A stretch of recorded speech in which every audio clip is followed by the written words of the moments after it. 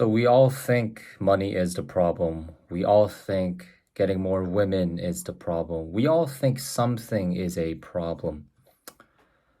But the thing is, it's not. Just ask yourself this one question, which is how long would that girl, would that money is going to make you happy? For how long? Because as humans, if we achieve something, we get content. We get used to it. So the same amount of money doesn't make you happy because you're used to it. You're happy the most when you first get that amount of money. That's what's happening to me, and that's what's happened in the last 6 months. So I started my business 6 months ago, and the first month I remember I made zero profit. I made $39 for a whole month. I thought I was done. I thought having a following on Instagram didn't mean anything. I thought everyone was broke. But no, I had a goal of if I had 3Ks coming in, that would cover my expenses. I could live by myself. I could get my own groceries. I didn't need my parents' money anymore. But here's the thing. As soon as I hit 3K, I felt good for 2 days. And that's it. Then I wanted 5K, 7K, 9K, 10K, right? Same thing over and over and over again. Over and over again. So it's a cycle. It never ends. Once you hit your goal, you want something new. So ask yourself this one question. How long is this goal that I achieve is going to make me happy? If it's less than anything but long-term fulfillment, it's not what you truly want. It's what you think you want. So somebody once said that the easiest way to solve a problem is to identify that it's not a problem. So here's a question. What if the amount of money you make is not the problem? What if? I know this is anti-Andrew Tate, anti all the gurus that want to make you believe that you need to make 10K, 20K, 100K, 200K. There's not going to be a difference. Once you hit 100K, you're going to want 200. You're going to want more and more and more and more and more. Okay? But I'm not telling you to stop your self-improvement. Stop trying to pursue things that are great. But no, I'm trying to ask you to find what you truly want. Ask yourself more meaningful questions. Start from here. What if I had all the money in the world? What if I had everything I needed and I didn't have to worry about what others would think about me? What would you do? Ask yourself right now. Pause the video. Like this one question is more important than this whole video. Ask yourself that one question and find it. Right? You're not going to find it the first time you ask yourself. It's a long-term process. And as your level of consciousness gets higher and higher, you realize that a lot of the things that you thought you want, you really don't need it.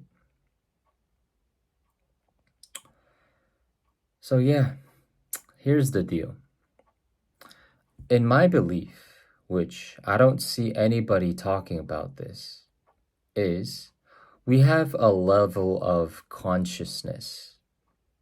There's levels to our consciousness. For example, 5 years ago, everyone, if you were 5 years younger, you would not have the level of knowledge, experience, or wisdom compared to yourself right now. Your level of consciousness grew in the last 5 years. So here's the thing. As your level of consciousness grows, you discover things and you lose things. You discover what you truly want in life. You lose. This is something that I recently found out, which is you could lose your ambition, which which is a funny thing, which is a very paradoxical thing. Once you notice that it's not really the money, it's not really the women, you question yourself. Is this really the thing I want? Right? But here's the thing. I am not telling you to go on full monk mode. I'm not telling you to shave your head and go to the mountains.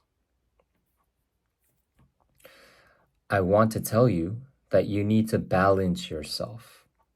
So obviously, pursuing your goals, that's great. That betters your life. That betters your experience. That expands your level of consciousness. But at the same time, you need to realize that you should be figuring out what you truly want in life. It's a balance. It's a yin and yang. So here's the thing.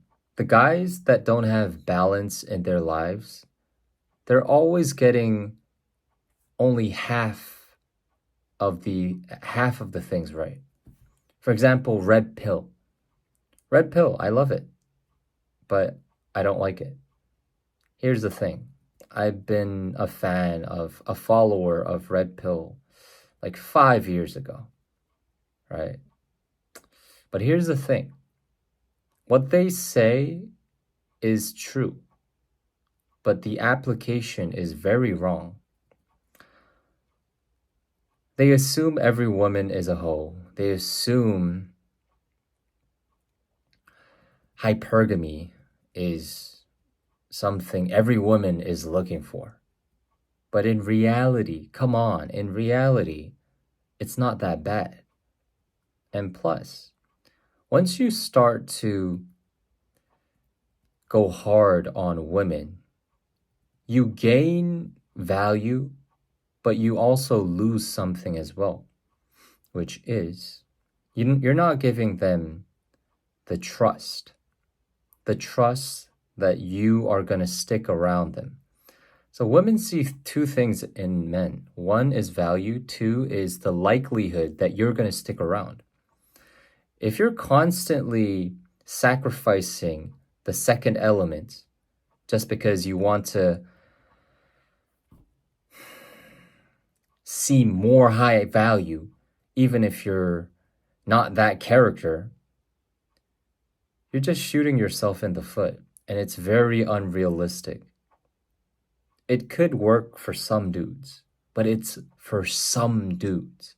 They genuinely feel like they have to act like that. But most of the guys, you're not. Come on. I realized that myself after harsh breakups, right? So cool. Today's message, the main message is always trying to ask the right questions to yourself. Always take time. It's great that you're hustling, but always look back and try to give yourself some good feedback, because you're the only one who is going to ask those questions, And you're the only one who has the answers to those questions. Good night.